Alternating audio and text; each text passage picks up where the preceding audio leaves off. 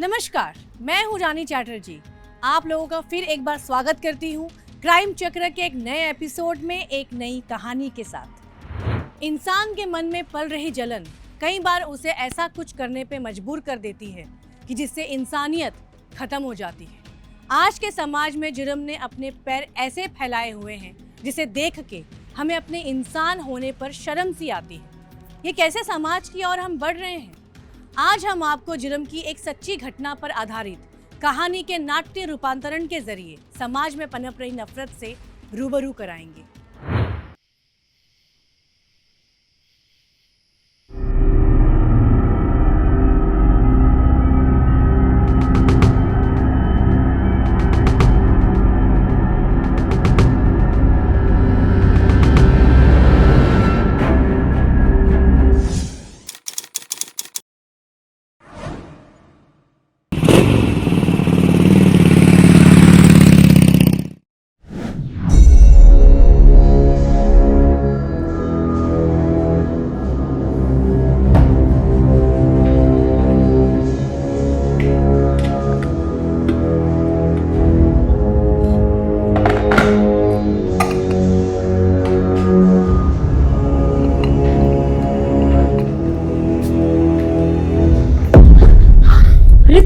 तुमने तो मुझे डरा ही दिया था।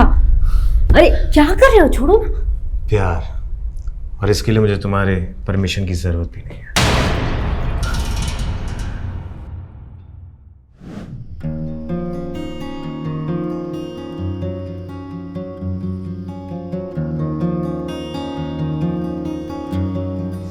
आहा क्या खुशबू है। पिंकू को छोड़ा है नानी के घर? हाँ, छोड़कर आ गया। तुम्हें तो पता है ना कि जैसे स्कूल की 3-4 दिन की छुट्टी होती है वो जिद पकड़ लेता है कि नानी के घर जाना है, नानी के घर जाना है। लेकिन वहां जाकर वो खुश हो जाता है। ये तो बिल्कुल सही कहा आपने। रौनक, रौनक आ जाओ, खाना लग गया है। अरे रौनक नहीं है और उसका फोन भी नहीं लग रहा है। कहाँ गया है? कह के गया था कि थोड़ी देर में आ रहे। अब तो बहुत देर हो गई है, 9:30 बज रहे हैं। मुझे तो बहुत टेंशन हो रही है। टेंशन मत लो, किसी दोस्त के वहां होगा। मैं अभी फोन करके देखता हूँ।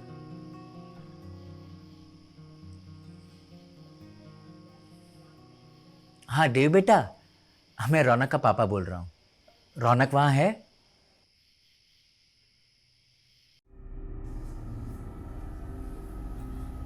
कुछ पता चला?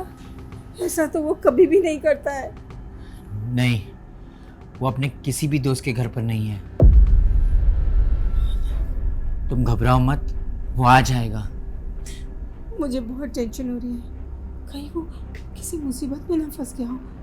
प्लीज प्लीज कुछ कीजिए आप, प्लीज कुछ कीजिए, प्लीज कुछ कीजिए, प्लीज कुछ कीजिए।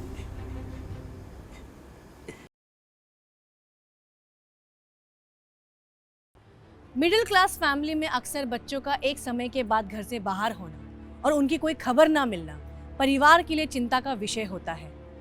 कहाँ रह गया होगा रौनक, जो कभी इतनी देर रात तक बाहर नहीं रहता।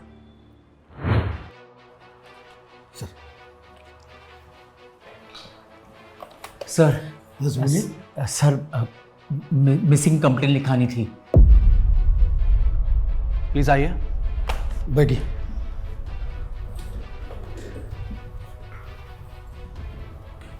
जी कहिए, कौन लापता है? मेरा बेटा रौनक आज शाम से घर से बाहर गया, अभी तक घर नहीं लौटा है। कितने साल का है आपका बेटा? सिर्फ 17 साल का। आ जाएगा, वो किसी दोस्त के पास गया होगा। क्या है कि हम लोग 48 घंटे पहले किसी की मिसिंग कंप्लेंट नहीं ले सकते। लेकिन सर आज तक ऐसा नहीं हुआ है। जब भी लेट होता था तो वो फ़ोन करके बता देता था, और आज तो रौनक का फ़ोन भी नहीं लग रहा है। सर प्लीज़, सर कुछ कीजिए सर। ठीक है, आपके पास रौनक की कोई तस्वीर होगी? जी जी सर।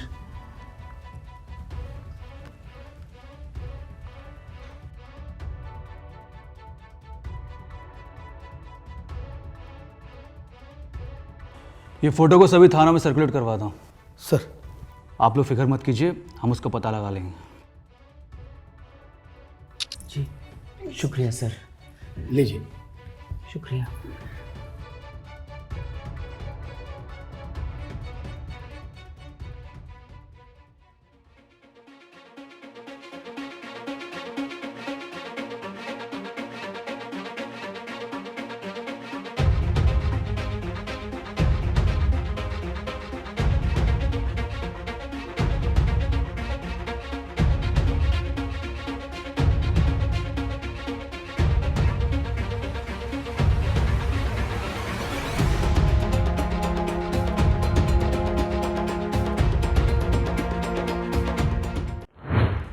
रौनक की तलाश के लिए पुलिस ने आसपास के थानों और चेक पोस्ट पे अलर्ट जारी कर दिया था, पर रौनक आखिर में था कहाँ?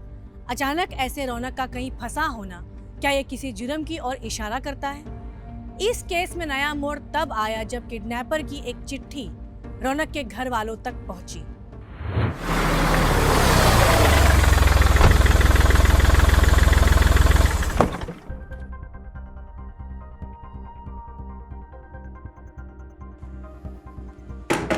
रमेश जी,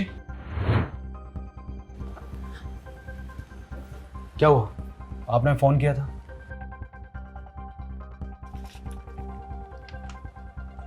तुम्हारा बेटा रौनक हमारे कब्जे में है। अगर उसे जिंदा देखना चाहते हो तो 20 लाख रुपए तैयार रखना और अगले खत का इंतज़ार करना। और अगर पुलिस को इत्तला करने की कोशिश की तो अल्लाह कसम तुम्हारे बरखुरदार की लाश भी नहीं मिलेगी। अल्लाह हाफिज़। इंस्पेक्टर साहब, मुझे बहुत डर लग रहा है। मेरा बेटा किस हाल में होगा, कहाँ होगा? मैडम जी, आप डरिए मत, हमें सिर्फ आपसे पूछताछ करनी है। प्लीज कोऑपरेट करिए। आपकी किसी से दुश्मनी या झगड़ा? सर हम तो सीधे साधे लोग हैं, एक छोटा सा परिवार। मेरी बीवी रोशनी और मेरे 2 बेटे, बड़ा रौनक और छोटा पिंकू। सुखी परिवार, खुशहाल परिवार। हम लोग को किसी के साथ क्या रंजिश, क्या दुश्मनी होगी? किसी पे शक है आपको? रौनक की किडनैपिंग हुई थी, उसके पहले ऐसा कुछ हुआ था जैसे हम सुराग लगा सके? नहीं सर, ऐसा तो कुछ भी नहीं हुआ था। ये रौनक का कमरा कहाँ है? ये सीढ़ी के पास पहला कमरा। हमें रौनक के कमरे की तलाशी लेनी होगी, शायद कोई सुराग मिल सके, इससे पता चल सके कि इन सब के पीछे कौन है। रमेश जी, ये लेटर जिसने भी लिखा है देखकर ऐसा लगता है कि उसकी बोलचाल की भाषा उर्दू है। क्या आपका कोई जानने पहचानने वाला है जो कि मुस्लिम है? नहीं सर, ऐसा तो कोई नहीं है। आपके घर पे कौन कौन आता जाता है?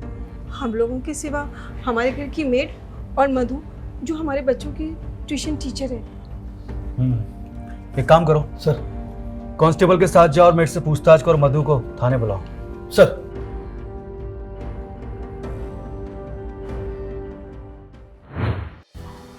आइए। सर, यह है मधु जी, रौनक की ट्यूशन टीचर।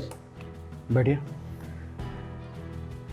अब सर, मैं रौनक की ट्यूशन टीचर पहले थी, अभी मैं उसके छोटे भाई पिंकू को पढ़ाती हूँ।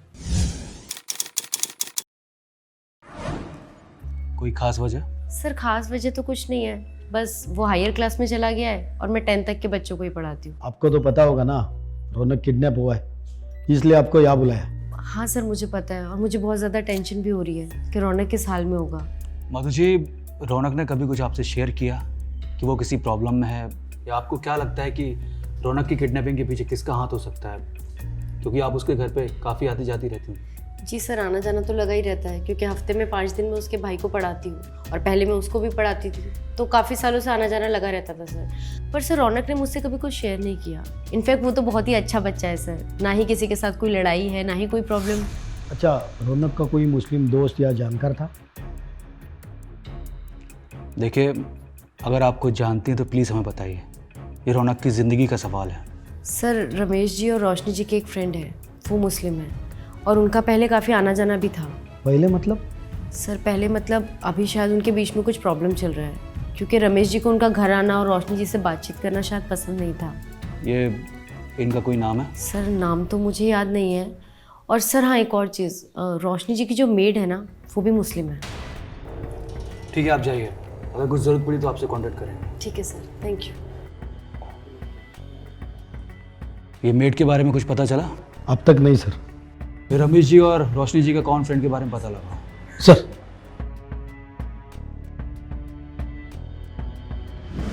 रौनक का किडनैपिंग केस नए नए मोड़ लिए जा रहा था और पुलिस के हाथ कोई पुख्ता सबूत नहीं लग रहे थे। हर तरफ से मिली जानकारियां अलग अलग लोगों की तरफ इशारा कर रही थी, पर कोई भी एंगल से रौनक को सही सलामत वापस लाने के रास्ते नजर नहीं आ रहे थे। सर, ये सीसीटीवी फुटेज देखिए। रौनक आनंद नगर के पार्क के सामने से गुजर रहा है।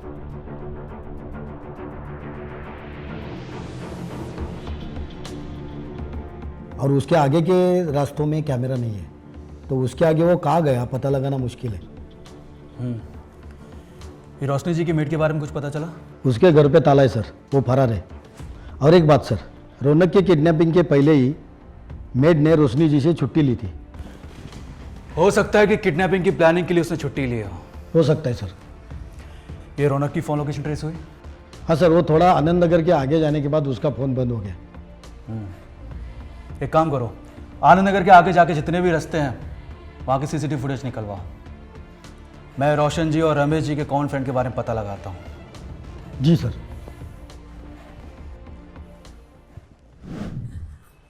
आखिर क्या ऐसी बात थी जो रोशनी जी और रमेश जी छुपा रहे थे?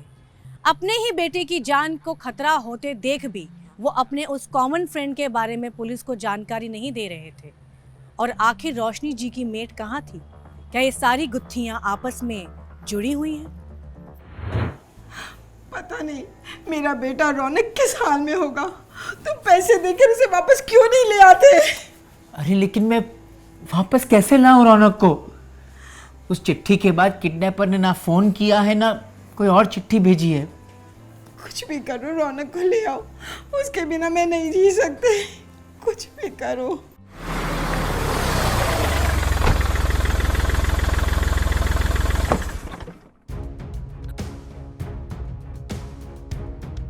रमेश जी। इंस्पेक्टर साहब, आप मेरी बेटी रौनक का कुछ पता चला? इन्वेस्टिगेशन जारी है, हम आप दोनों से कुछ पूछने आए हैं। जी। हमें पता चला है कि आप दोनों का कोई कॉमन फ्रेंड था जिसका काफ़ी आना जाना था आपके घर में। कौन सर? ये तो आप ही हमें बताएंगे कि जिसका घर में आने जाने से और रोशनी जी के मिलने से आपको काफ़ी दिक्कत होती थी। ऐसा कोई नहीं है सर। और ये बात आपको किसने बताई? मधु ने। पर मधु मैडम ने ऐसा क्यों कहा? वही तो पता लगाना है कि वो झूठ बोल रही हैं कि आप दोनों। सर, हमारे बच्चे की जान जा रही है और आप है कि हम पर ही शक कर रहे हैं। देखिए, पूछताछ करना हमारा काम है और क्राइम करने वाले के चेहरे पर नहीं लिखा रहता है कि उसने क्राइम किया है या नहीं। सर, हम लोग सच कह रहे हैं। ऐसा कोई फ्रेंड नहीं है जिसके बारे में मधु मैडम बता रही है। ठीक है, वो तो हम पता लगा ही लेंगे।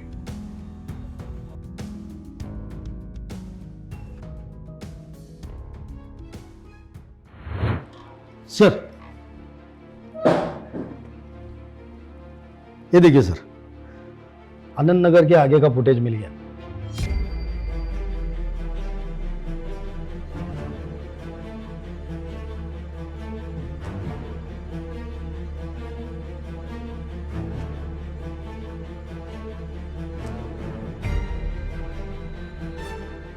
इसमें तो दिख रहा है कि ये बाइक वाला रौनक से बात कर रहा है और फिर दोनों साथ में निकल गए।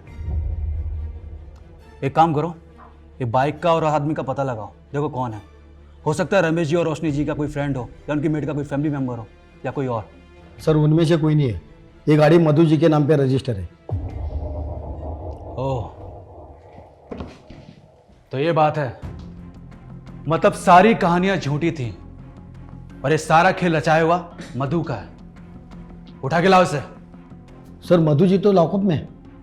पूछताछ से यह पता चला है कि मधु जी का बॉयफ्रेंड शिवम वो गाड़ी लेके गया था और उसी टाइम किडनैपिंग हुई थी। तो उनके बॉयफ्रेंड का पता लगाओ, लेकर आओ उसे। सर,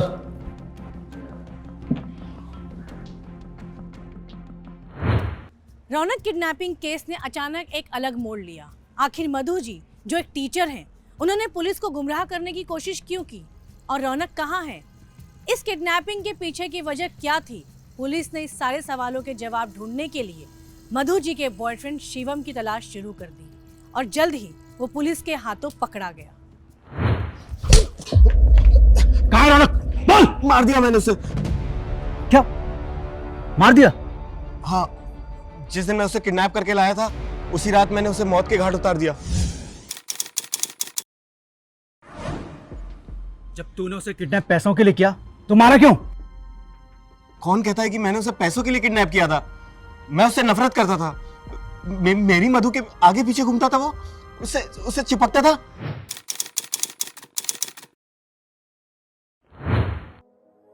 इस रिलेशनशिप में कब तक रहेंगे? शादी का कोई इरादा है कि नहीं है? शादी के लिए पैसे चाहिए और पैसे हमारे पास अभी है नहीं। एक बार इकट्ठा हो जाएंगे तो फिर शादी भी कर लेंगे। अरे बट हेलो मैम, हाय रौनक, कैसे हो आप? मैं अच्छी हूँ। मैम आपको पता है जो आपने मुझे डिवाइड एंड रूल का जो फॉर्मूला सिखाया था, कॉलेज में सिर्फ मैंने किया उसे और कोई नहीं कर पाया। क्या बात है यार। थैंक यू मैम, सब कुछ आपकी वजह से हुआ है। अच्छा मैम ठीक है, मुझे अगर कोई भी डाउट हुआ तो मैं शाम को आता हूँ और आपको कॉल करता हूँ, चलेगा ना? पक्का, जरूर आ जाओ। Okay ma'am, bye. Thank you. क्या था ये? क्या था मतलब? मतलब तुमने इसे हक कैसे किया? वो स्टूडेंट है मेरा। स्टूडेंट को हक करते हैं क्या? अब तुम ज्यादा इनसिक्योर नहीं हो रहे हो? Whatever यार, I don't like it। जब देखो तब वो मेरी मधु के आगे पीछे घूमता रहता था, उसके पीछे पड़ा रहता था, वो उससे चिपक करके बात करता था। बस मुझे सब पसंद नहीं था। तूने अपने दिमाग की गंदगी के चक्कर में एक मासूम की जान ले ली। रौनक की बॉडी कहाँ है? कैसे मारा उसको?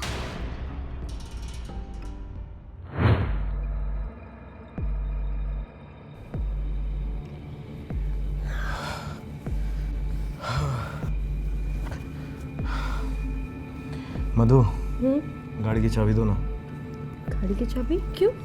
अरे हमारी शादी के लिए कुछ पैसे इकट्ठा करने थे। पर अभी हाँ, कुछ काम है, बाद में बताऊंगा, अभी चाबी दो ना। हॉल में रखिए।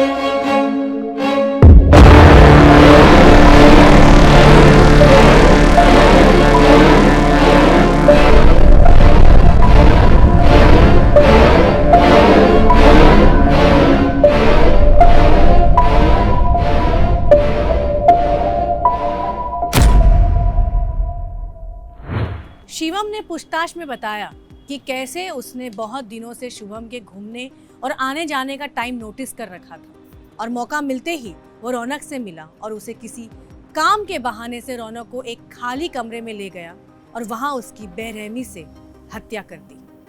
पुलिस की पूछताछ में ये बात भी सामने आई कि शिवम ने किडनैपिंग की बात पहले तो मधु से छुपाई पर बाद में उसे बताया, पर तब तक वो रौनक की हत्या कर चुका था और पुलिस को गुमराह करने के लिए शिवम ने चिट्ठी को थोड़े उर्दू तरीके से लिख के और मधु की मदद से केस को गुमराह करने की कोशिश की।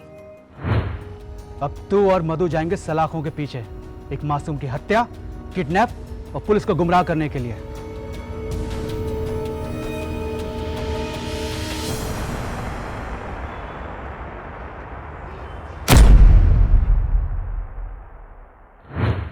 तो इस कहानी में आपने देखा कि कैसे एक जलन की भावना ने इतने बड़े अपराध का रूप ले लिया। मैं रानी चैटर्जी आप लोगों से विदा लेती हूँ और फिर मुलाकात होगी क्राइम चक्र के एक नए एपिसोड में एक नई कहानी के साथ। तब तक सुरक्षित रहिए, सतर्क रहिए और क्राइम चक्र देखते रहिए। जय हिंद।